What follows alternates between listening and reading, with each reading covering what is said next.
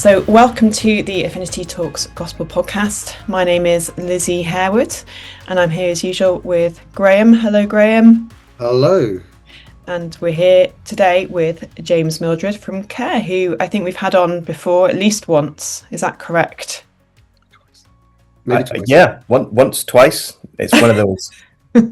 One of the regulars. Well, and we're here to talk about the state of politics in the UK and what's happening. So, Graham, what do you think? What should we be quizzing James on first? What's the most? Yeah, I think a bit of a chat around the state of British politics, but probably a question behind that question, which is why should we even care? We've got gospel work to get on with.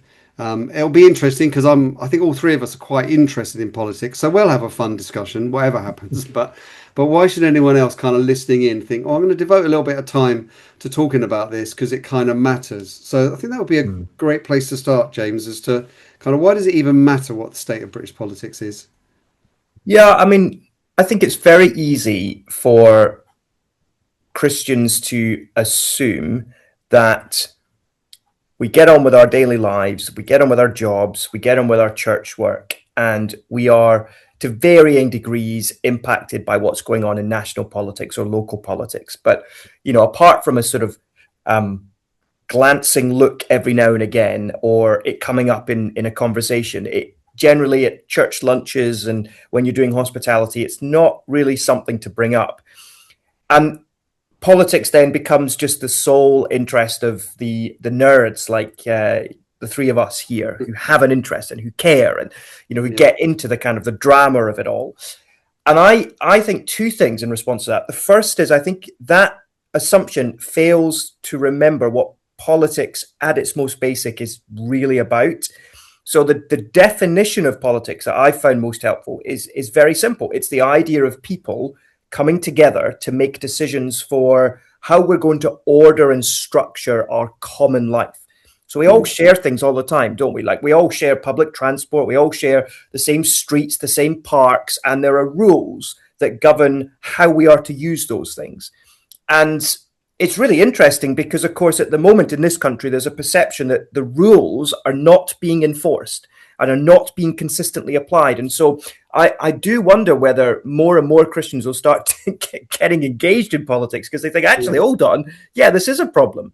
So that's the first thing, is to remember what politics at its most basic is. But the second thing I'd say is every Christian, by definition of who we are in Christ, is political because we declare and we confess with our mouths that Jesus is Lord.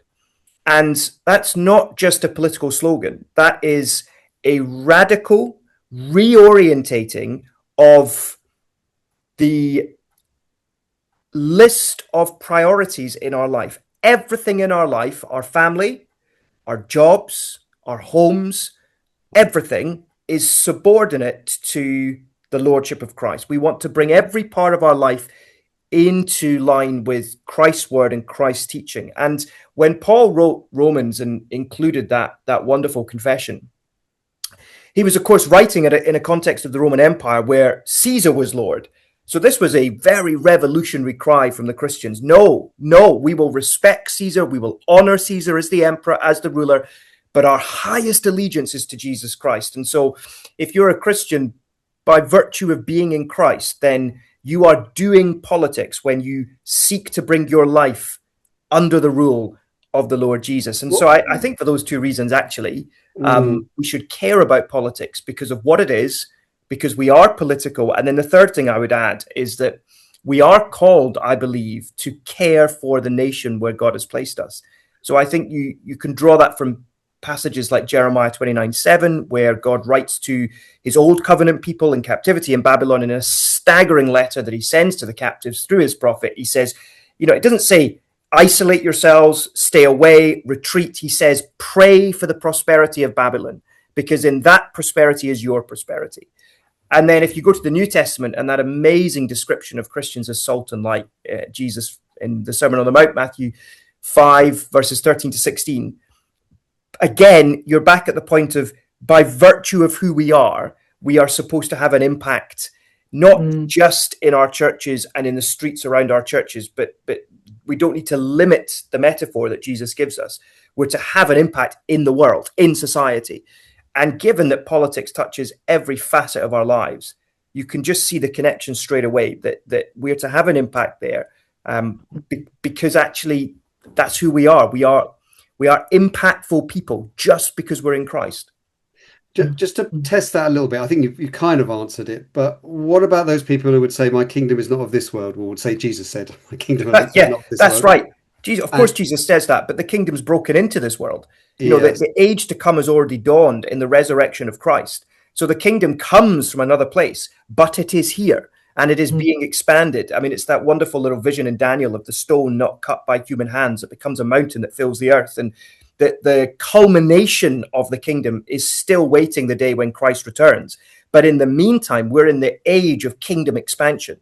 And so, yes, the kingdom's not of this world. And that's because the values of the kingdom, the law of the kingdom, come to us from another place. And thank goodness, because look at the mess we're making of the world with all the other kingdoms that have come and gone. This unique kingdom has broken in and the new age has already dawned. Yeah. I think want to interrogate that a little bit, Lizzie? Yeah, I mean, I was going to make the point, actually, a slight segue, but so just as it happens, we're working through Romans at church on a Sunday evening at the moment, and our passage for this past Sunday was the beginning of Romans 13, when Paul is teaching about God instituting governments, and we're to be subject to governing authorities, and obviously this is a much broader point in that God does institute governing authorities, whether we like them or not, and whether in this country that is in a democratic system, or where in other countries where they may be authoritarian or dictatorial, etc. God has some kind of intention through governing authorities. Now, I think as Christians, we are enormously, as citizens in this country, we are enormously privileged in that, although we do not have perfect governing authorities, we do have those that we can interact with, we can engage with, that we can influence. And obviously God uses governments to maintain order, to punish evil, to reward good. Now, obviously, we don't always see eye to eye with what the definition of evil is in perhaps some of our laws and our policies. But I feel that whether we're talking about kingdoms or not, and I will go into interrogate that, my kind of takeaway is what an incredible opportunity we have as Christians to engage with this process, and we must be doing that.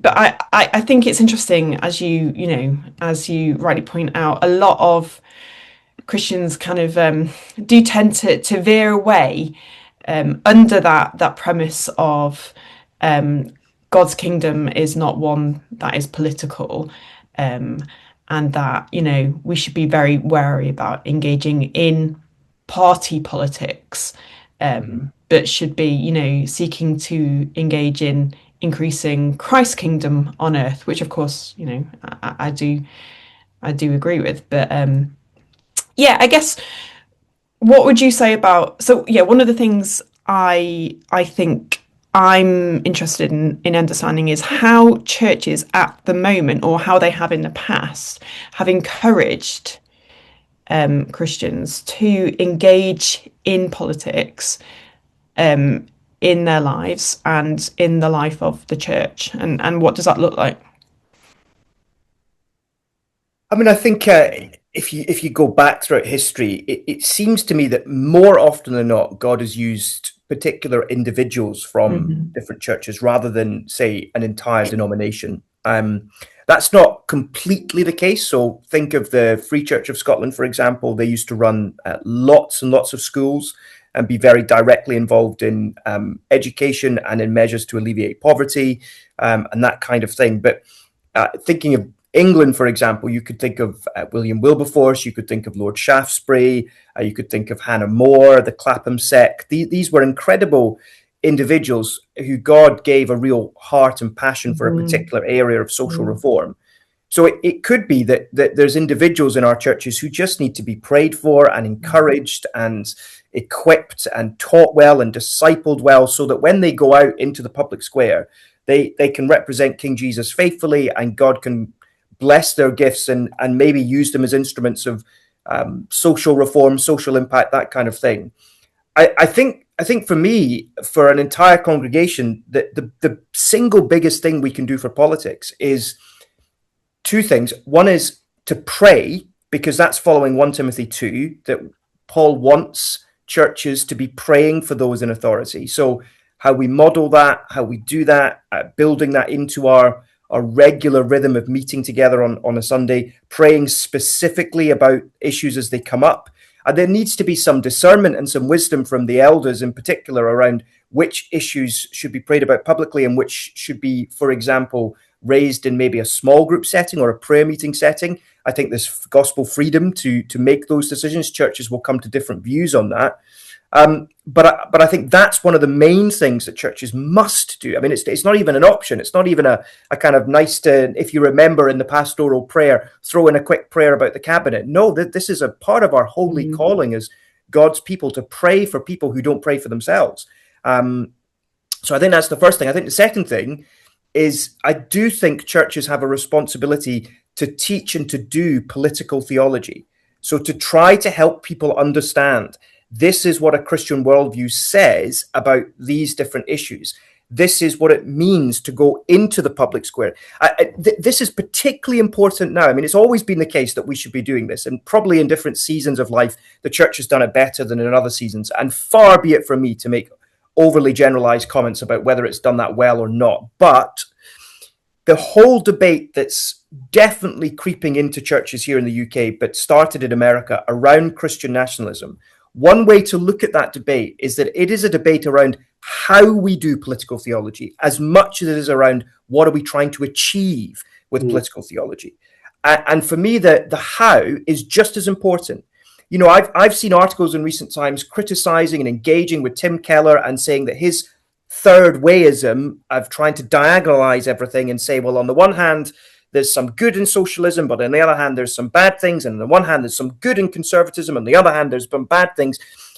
A lot of criticism of that is no longer relevant, no longer helpful in this day and age, that the context has changed. And that is true, that the political context in this country as well has changed enormously. But I would be less speedy to jettison that particular approach, because I think while you might make some amendments and some tweaks to it and so on, there is a wisdom in recognizing that the scriptures do teach us that we are to be connecting with culture and also challenging culture as well. And that applies to our political engagement. And so I think churches need to inform and help their congregants understand, for example, this is what the historic church understood by political engagement, that historically the Reformed Church and the Church of England and Presbyterians, they believed that the church and state should be closer together. They believed that the church had a responsibility to speak truth to power, but they also believed that the state had a responsibility to impose Christian religion upon society. Now, I come from a nonconformist Baptist background where there's a different political theology. There's some things that are shared and are the same. But the background I come from is much more about religious freedom, about freedom of conscience, about maybe the state having more of a role to govern our behavior towards each other, but not getting involved in regulating or over-regulating, you know, which religion we follow, and allowing that freedom of conscience. And you see, I think it's a mistake for churches just to kind of, oh, it's too complicated, let's just leave that. No, I think you need to think and work as elders and leadership teams, as theologians, on what are your convictions on this, and how will that impact how you pray and how you teach political theology. So that would be my basic. It's really interesting. I don't think it's happening much, though, is it? I mean, our church would be a wonderful example, and we're doing hardly any. You know, we've had you twice to talk about beginning and end of life. We've had you to talk about borders and nationalism and so on. But I think, to be fair and to be humble about it, I'm not sure we have an articulated political theology most of the time, if you know what I mean. I think we have views and we have some, some quite good discussions now and then, but I'm not sure. I'm not even sure I'd know where to start. If I was to say, yeah, I want to do a series, in my church on political theology. Not Yeah, sure. where to start? Yeah, it's I interesting. have a couple of ideas for you, Graham. Just throw them out there. Yeah. So for me, and actually, we're, God willing, in the coming months, we'll publish a new resource from CARE, God and Government. And, we've had to be careful because CARE isn't a denomination. So we're not aligning ourselves with any particular strand of political theology in terms of the areas of disagreement. We are simply aligning ourselves with this is the stuff where I think most Christians, most denominations would have broad agreement. And for me, I start in writing that. I started in Genesis 1 and the mandate that God gives to rule, to govern, to subdue the world. But I do a lot of the heavy lifting is done by Genesis 9. And I've been very influenced by Jonathan Leeman's work on Genesis 9 and the command that God gave to Noah and the repeating of the cultural mandate from Genesis 1, but with modifications because it's now a fallen world. And Jonathan Leeman calls Genesis 9, 1-7, the Great Commission for governments. It's just I found that a really helpful concept as I've thought about, okay, what does God require of governments? And then I go into the Proverbs and everything in the Proverbs around what is the king expected and commanded to do. You can actually draw out the most incredible principles that are relevant for governments today. And I was very influenced by an amazing sermon by Chris Wright at All Souls on the Proverbs and the instructions to the king. And then into the New Testament, then you hit particularly, I think, the passage where Jesus is dealing with the question, should I pay my tax to Caesar? And he says, render to Caesar what is Caesar's, to God what is God's, the legitimacy of Caesar's authority. But also Romans 13 and then 1 Peter 2. So that could be a little series because I think what you're doing there is rather than saying I'm going to do a series on political theology, you're going to do a series on God and government. And you could do a final message if you wanted to be particularly sort of striking and distinct and on sort of maybe more of a kind of adult Sunday school type vibe around this is what a historic kind of Presbyterian model would look like. This is what the kind of the Baptist model would look like, that kind of thing. But so are you suggesting then the whole mantra of something, as parents we do with children when they are, trying new foods, you provide, they decide. You give them this array of sort of theologically palatable ideas about government, governance, and then kind of congregants go away, make their own mind up. Because I think one of the things I've noted is that Christians of all political flavours will often approach the topic with their mind completely made up, and then decide to major on certain parts of Bible teaching to back up their own instinctive perspective. And I think we all do that to some extent, unless we have perhaps a little bit of humility to have the edges rounded. And I would say that, I've certainly, in church, we try not to talk too much about, particularly because my husband's the minister, try not to talk too much about kind of political leanings, but major on perhaps those issues you've talked about, beginning and end of life and etc. But within families, we can often have quite fiery debates because we have some different perspectives on certain issues. So how can we ensure that we are getting a thoroughly biblical understanding of government governance? What does the Bible say about states, the size of a state, about nations and their borders? Because I certainly know that even introducing that topic could even the introduction of it could create some tension. The suggestion. Graham is a vastly more experienced pastor and elder than I am, so I think he would have a lot more wisdom on this than I would. My only quick reflection is that I'm quite a fan of I think there are models of teaching that are different from your Sunday sermon, which in itself in one sense, is a kind of in the sermon on a Sunday, the risen Lord Jesus, the head of the church, the King of the universe, is speaking to his people and to those who come in.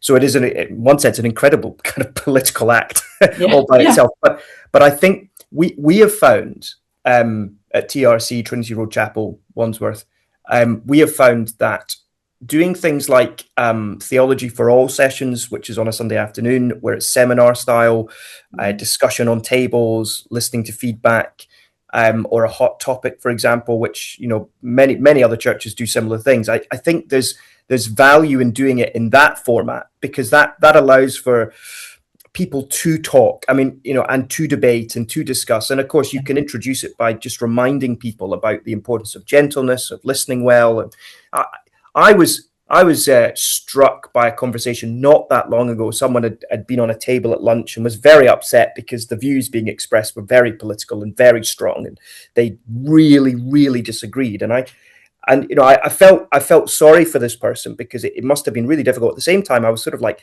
that's local church. Like, the disagreement wasn't over a primary theological issue. It was over politics. And I'd hate the idea that our response to that would be, okay, just don't talk about politics. I think the answer is just be aware that, stop assuming that everybody in your church thinks the same as you on different political matters. But Graham, I'd love to hear your thoughts, because I've not been at this gig for very long. So I mean, I've just remembered we actually had you for a church weekend as well, and you did some of the Genesis stuff as well. So we've had quite a lot. You're actually doing pretty well. We're quite well informed on it, but still got a long way to go. I think most churches like ours could do more, and I think that we are really committed to expositional preaching, working through a passage so you're controlled by the text, and in terms of topic and range and all those sort of things. So I don't want us to abandon that, but we have, and we do just take a pause every now and then and do something thematic. And I think having something both thematic, which is kind of declarative, but also discussional, is really helpful. I think we, a bit like Lizzie said, we underestimate quite how biased we all are.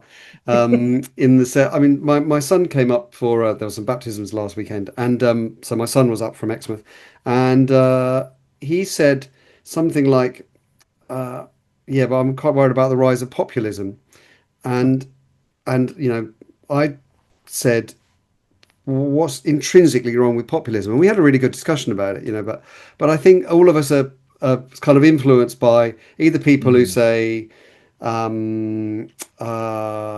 woke, or they say hard left, or they say populism, and they just kind of throw out those kind of words, and we're all influenced. I'm influenced in the other direction, probably, because I'm sort of, I didn't jump down my son's throat, but I could have kind of jumped down and say, how ridiculous, what is actually wrong with populism? That's just to do with being popular and saying things that people want to hear. Isn't that what politicians always have done? It's just it's a way of, it's a pejorative term, but what, it doesn't mean anything. I think I did say something like that, but much more politely. But I think come all the way around. I think chatting about it is necessary, along with kind of declaring some of the truths, declaring some of the theology, because we've got to kind of work it out and have our prejudices tested a bit more than we do sometimes. I totally agree, and actually, I love what you said. The commitment to expositional preaching is so helpful, because if you do that, you will get to Romans 13 at some point. You will do 1 Peter 2 at some point. You'd hope you'd do the passage in the Gospels where Jesus is talking about rendering to Caesar what is Caesar. So there are passages that are Revelation as well. If you're going to do, if you ever do Revelation, we do. Then yes, that you'll get to it. I mean, there's so many.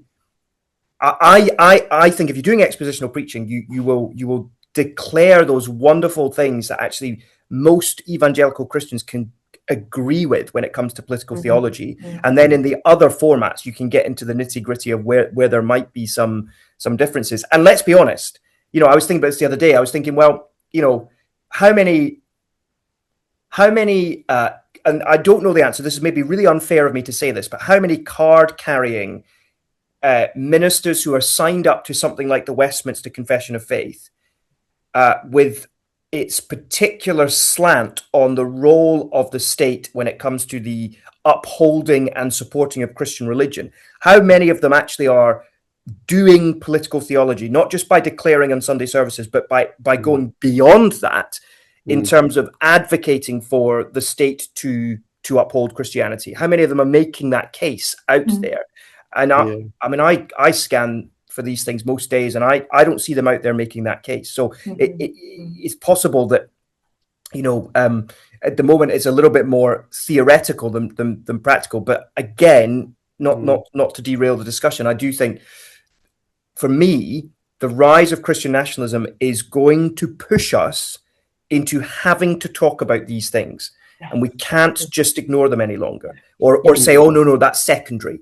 Well, it may well be secondary, but it's going to become a live issue in our churches. And so, What do you think? Go on, Lizzie. Sorry. Oh, I was just going to kind of follow on from that, in that I think that if we decline or only do a very light touch on some of these issues, then we are offloading this responsibility actually to perhaps folks that don't have the same good intent, even if they are Christians, or don't have the same care for the flock. Because we all know that, people in our churches are chronically online, as many of us are getting political input, are perhaps getting more entrenched in their views, or getting certain nuances on certain issues that may or may not be helpful. And I suppose, as you say, James, I think this is going to push us over into a space and time where we can't ignore this anymore, because people are already having these conversations under the table, and they're not always helpful. It doesn't mean that I think everyone's being radicalized, but I think, the algorithm does lead you into perhaps solidifying certain views, and not necessarily engaging with people face to face, your brothers and sisters in real life. And I know, for example, in our church, I've got a dear brother who I love, who would have a radically different views to me on politics. And we would have quite a productive and good-natured conversation in the flesh.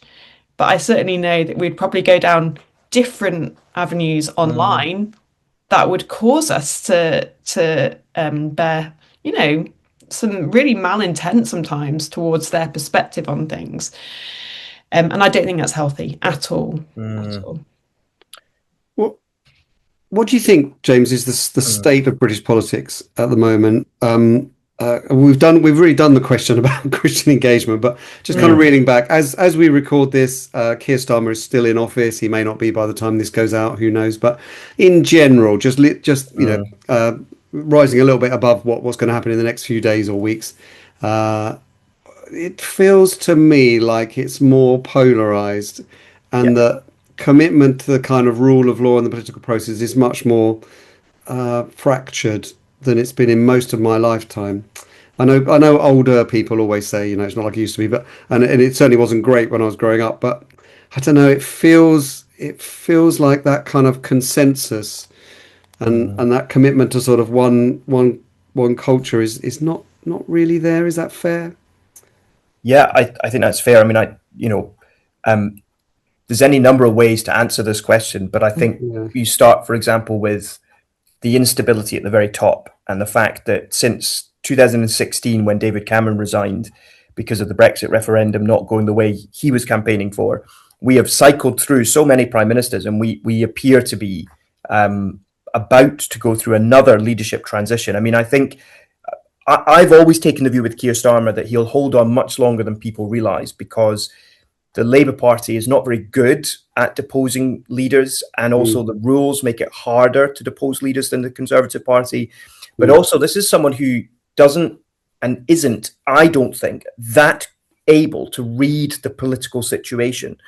And so he's also very stubborn, which is both a strength and a weakness. So I have long held the view that he will hold on for some considerable time yet. I don't know exactly when, and I'm not going to try and predict that. But either way, I don't think it's sustainable for Keir Starmer to remain as Prime Minister until the next election, which is about 2 or 3 years away.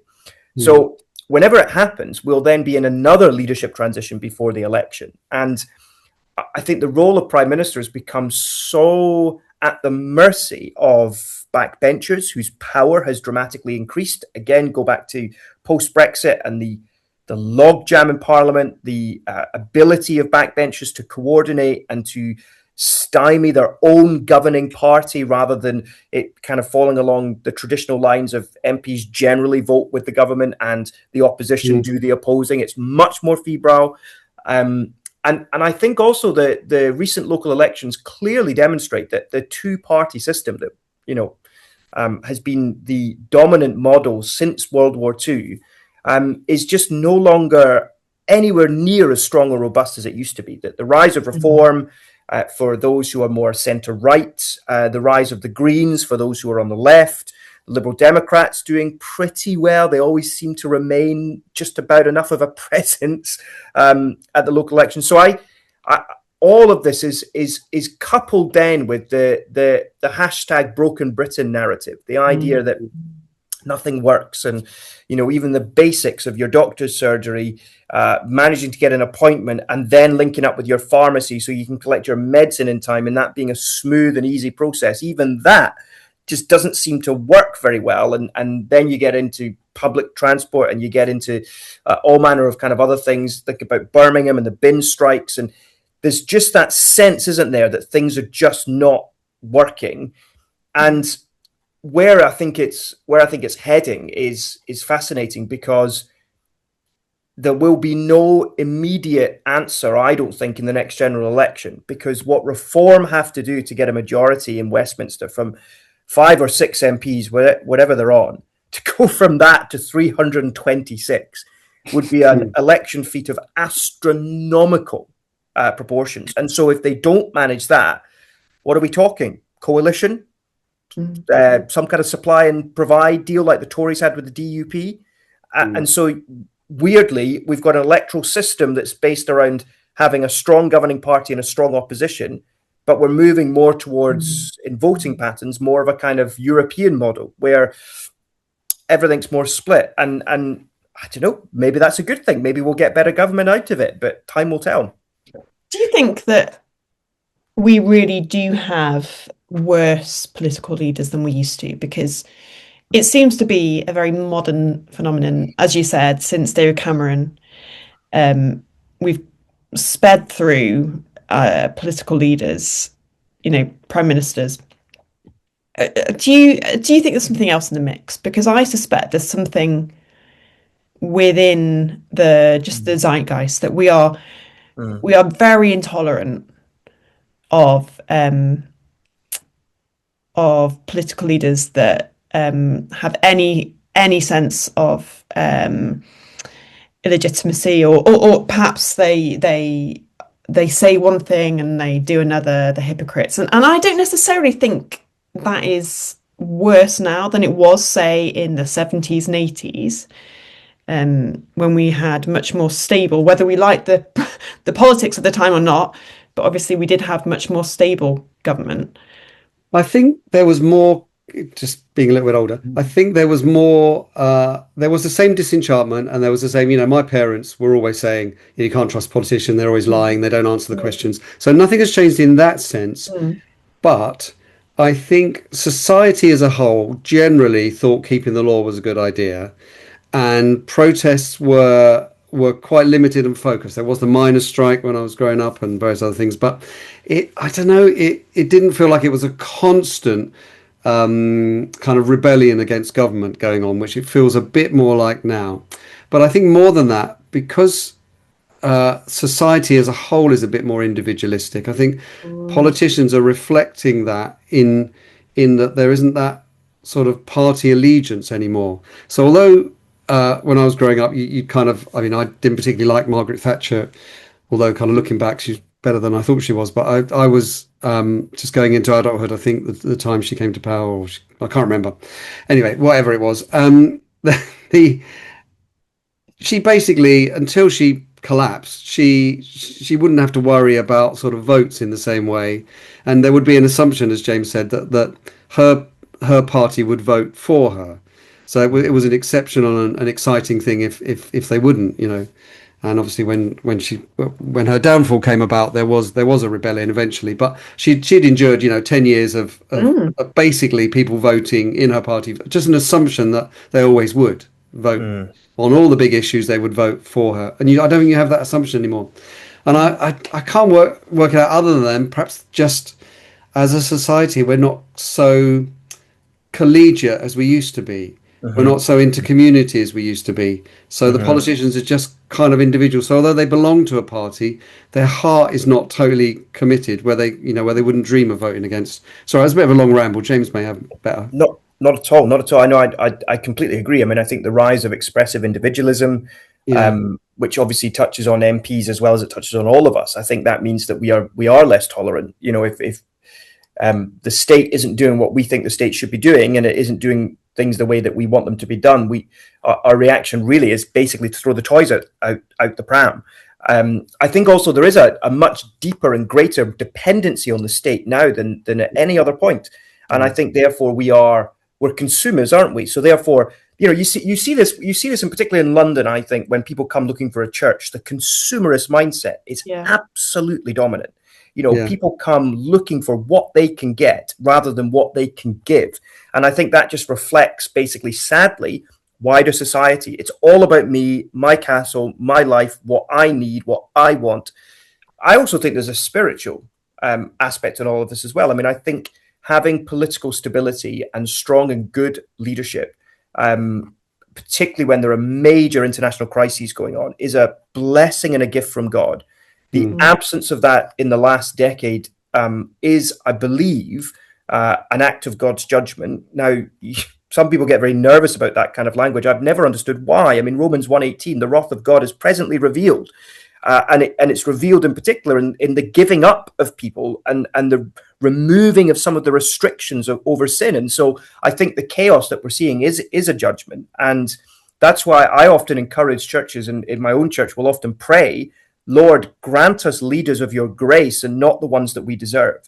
I think that there's also an absence of what's, older people, like my parents would talk about conviction politicians, leaders who believe things, who have some kind of philosophy that they are seeking to take Britain further into. And at least then where you're kind of going, and it's clearer what they believe and what they don't, because you can test things by that philosophy, and what they're doing makes some coherent sense. Whereas I think we've had a succession of leaders who just seem to kind of blow between sort of lefty and righty, and it's very driven by focus groups. It's very driven by polling. And I also think that the change in 24-hour media has had a massive impact. The immediacy with which we get instant updates. I mean, classic example, the big drama yesterday around Keir Starmer, and the media were having the best day. They were loving it. The sheer volume of speculation, and it's just like John Major in 1996, put up or shut up, and it's this and it's that, and actually, who knows what's going on? And actually, that's because they're getting all these people, from civil servants to special advisors, on the phone to them, WhatsApping them information. And of course, they don't actually know what's going on. But I think that just, social media has intensified the ability that we have to get snapshots of our politics. And it just makes our politics look a whole lot more messy and more complicated and more convoluted. And so, I think you've got all these factors, to be honest with you. There's not going to end anytime soon. So when we pray, as we kind of wrap up, when we pray, because from 1 Timothy 2 and so forth, you're saying churches should be praying, and when we teach and when we encourage, what should we be praying for and encouraging in our churches into this mess? I think it's right to pray for the Prime Minister and for the Cabinet, to pray that they would govern wisely. I think it's right to pray that the freedom that we have to proclaim the gospel is protected, but that if it is taken away, that we are faithful and obedient to the command to declare Christ. I think it is good to pray for brothers and sisters who are working in politics. Thinking particularly of Christian MPs or Christian members of the House of Lords. There's a lot more Christians in the House of Lords than in the House of Commons. I think it is appropriate to pray that they would be faithful to Christ.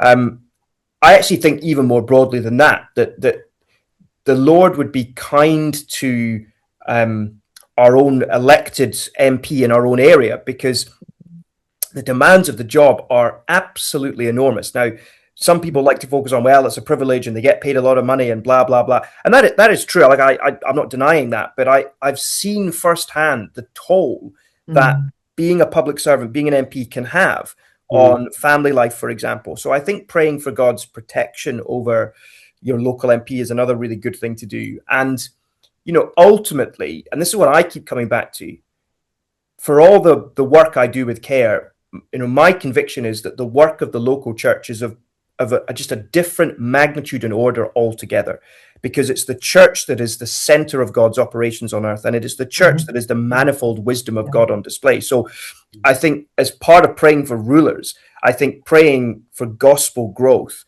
because ultimately it's the only way that we're going to see genuine transformation of any kind, is going to be driven by that sort of bottom up. I think this has been a big change that hopefully more and more Christians will realize that in the past, I think if you wanted to change a country, I think you would try and get, stuff parliament with Christians and hope they pass good laws. But I think nowadays, in this completely different political context, there is a wisdom in going, actually, change does come from the bottom up. Yeah. So they're just some of the ways. And that doesn't even touch on getting into specifically praying about a dedicated issue. Again, just one example, even just something as simple as the rising cost of living. Why wouldn't we pray that there would be help given to those who need it most? I don't think that's an overly partisan prayer when God has a heart for those who are poor. I just a few ideas. Can I ask a slightly awkward question at this point? So I know we're going to wrap up. Don't worry, Graham. Do you think we should be praying and seeking that there is still in our nation that public or established recognition of Christianity? Do you think that's something that we as the church need to kind of now just abandon? Because actually it's not something that is seeming to have spiritual or real world implications. We're not seeing Christians in that established part of public life really having any impact whatsoever. Or are we? I probably changed my mind a bit on this. I think if you'd asked me this a year ago, I would have said, no, absolutely not. I'm a nonconformist. State, church, separate. I think I still believe that it's wrong that only the bishops are in the House of Lords. But that's because I fundamentally don't agree with having a state church. However, I do believe in Christian influence in society and a Christian influence in politics. And so I think it is a blessing when Christianity is seen and observed in the institutions of our country. And for example, the habit of prayers in Parliament, the regular rhythm of services that take place in the chapel crypt, the fact that Westminster itself is so dominated by Christian iconography. I think these are good things, helpful things. But I also would just say it's a preference of mine rather than a sort of conviction that those things must remain. So I think it's fine to pray that we would see that heritage respected and that it would be preserved. I would just counsel that if it is removed, that as a Christian, as a non-conformist, I can cope with that. If that makes sense, I'm not going to panic and think, oh gosh, now they've removed the mural of Moses and the Ten Commandments. What another sign of how far we've departed from our Christian heritage. I just think, whoa, dial it down. It's great that it's there. I pray that God uses it to convict, to convert even, but I can cope, not just cope. I just convictionally, it wouldn't trouble me as much if it was removed. Does that make sense? It's a sort of, it's a complete cop out, but that's where I've sort of landed at the moment. I think I come at it from obviously with an education hat on, Yes. in that we have, the Church of England obviously is the established church, and also provides, is the biggest kind of sole provider of education in the country, or it is one of the biggest providers. So therefore, still has, in theory, a significant impact on the children, the citizens that are going through its schools, etc. But when we see the spiritual output, it really doesn't much. Although the National Secular Society would like to say that all Church of England schools are indoctrinating our children, when in reality they're really not. No, it means you've kind of got the piping, the infrastructure for a lot of Christian influence. And I think what James in a way is saying is it'd be a shame to kind of throw away all that infrastructure, even though it's not being used very well at the moment. Yes. If all of those things were working really well, and the sermons in Parliament and Church of England schools and everything, if they were all being very Christian, that would be an amazing influence. Yes. As they once were. So I think throwing away the infrastructure just for the sake of being a nonconformist would be rather churlish. Totally. And I think that's exactly right. And just, if I may, I think actually this is a really important part of responding well to something like populism and Christian nationalism.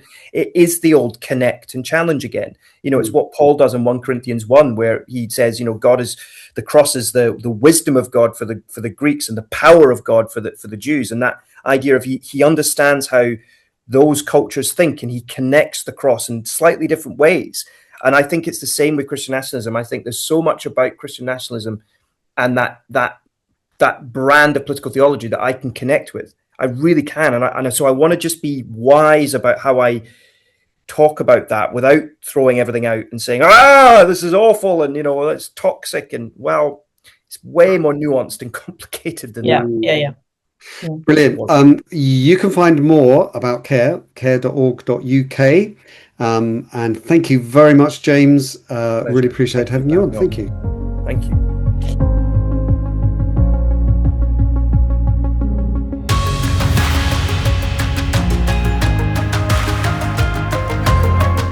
Thank you so much for listening to Affinity Talks Gospel Podcast. Affinity is a network of evangelical churches and Christian organizations working together, sharing stories in order to encourage and equip God's people to preach and live the gospel in this generation. If you're interested in supporting this ministry, we'd love you to join us. Just head over to affinity.org.uk/join to find out more. And we look forward to catching up with you in the next episode of Affinity Talks Gospel.